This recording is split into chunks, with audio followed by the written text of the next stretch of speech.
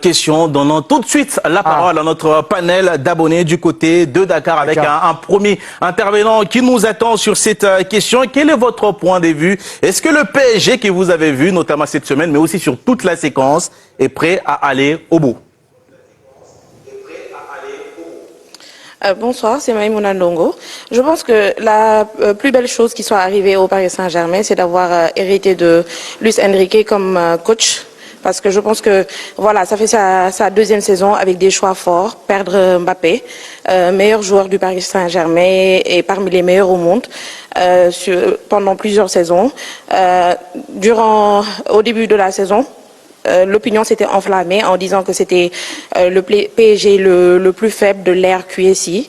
Mais je pense avec le leadership de Enrique qui s'est montré très fort et très surprenant en laissant Dembélé à la maison pour jouer contre Arsenal. Perdre contre le Bayern et lamentablement à domicile contre l'Atlético, mais se relever et faire de ces joueurs nouveaux une équipe, un collectif très soudé. Parce qu'on a vu cette débandade en 2022 en quart de finale contre le Real de Madrid à Bernabeu, mener 1-0 à la pause, revenir, se prendre 3 buts en moins de 15 minutes. Aujourd'hui, je pense que ce PSG a ce mental parce que les supporters même ne doutent plus de cette équipe. On a vu le match qu'ils ont livré d'ailleurs contre Manchester City.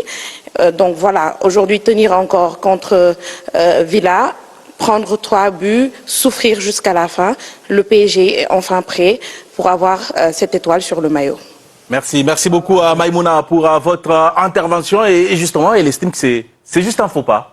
Il ne faut pas trop s'attarder sur cette défaite du côté des Birmingham. Est-ce que c'est aussi votre point de vue? Après, je pense que sur ce match retour, il y a l'état d'esprit des équipes de Première Ligue qui a parlé. C'est peut-être ce qui a... Ce n'est pas le PSG qui est retombé dans ses travers? Si, parce qu'ils ont l'habitude de la Ligue 1. Et là, ils se sont rendus compte qu'en Première Ligue, peu importe la différence entre les deux équipes, peu importe l'effectif, peu importe l'affiche, les équipes jouent de la première à la 80, 93, 95e, même si elles sont menées 4-0, 5-0. Et là, on l'a vu. On a vu justement ce niveau d'intensité, cet engagement qui était permanent, même à moins 3, moins 4 buts. Et ça les a peut-être ramenés à la réalité pour la suite de la compétition. Alors, ils ont réussi à tenir bon. Ça s'est joué à peu de choses.